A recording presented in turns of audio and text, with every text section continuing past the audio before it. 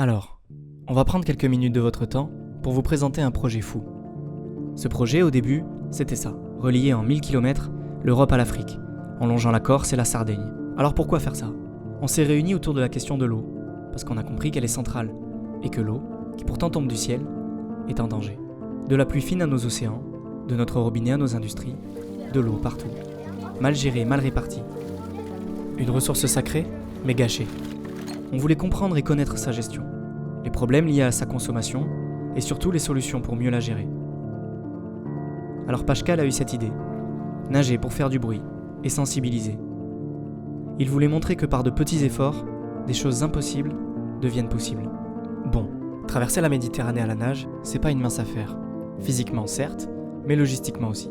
Un bateau en Méditerranée, un équipage, le besoin de financement important, beaucoup de planètes à aligner pour les simples bénévoles du Pays Basque que nous étions.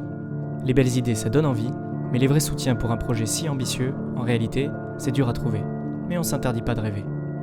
Alors on a revu notre plan, et voilà ce qu'on va faire. Cette fois-ci c'est la bonne. Avec Pascal, Camille, Louis, et moi derrière la caméra, avec tous ceux qui nous soutiennent. On va partir pour une aventure de 1000 km. 1000 km autour de la Corse, de la Bretagne et des Landes, pour finir au Pays Basque, à la maison. Pascal va nager, non pas pour battre un record, mais bien pour prouver que tout est possible, et que l'eau, c'est précieux. En fait, cette aventure, c'est un prétexte. On veut s'intéresser à la question de l'eau, en réalisant un documentaire. On veut donner la parole à tous les acteurs du secteur, pour qu'ils s'expriment, expliquent, proposent, tout ce qu'ils pensent être utile pour mieux faire vis-à-vis de ce sujet. Alors depuis plusieurs mois, on se questionne, on s'intéresse, on fait des rencontres. Et maintenant, c'est le grand départ. J'écris ces lignes en mai 2024, et l'arrivée est prévue à Bayonne, dans un peu plus d'un mois, en juillet, après 30 jours de nage, à raison de 35 km par jour. Un kayak en assistance, et un véhicule à terre pour assurer le ravitaillement. Voilà, pour la nage, c'est parti. Mais pour le film, on a encore besoin de vous.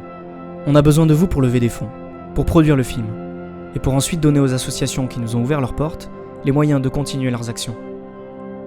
On veut sensibiliser et agir. En soutenant ce projet, vous nous permettez d'enquêter et de vous relayer ce qu'il se passe autour de l'eau.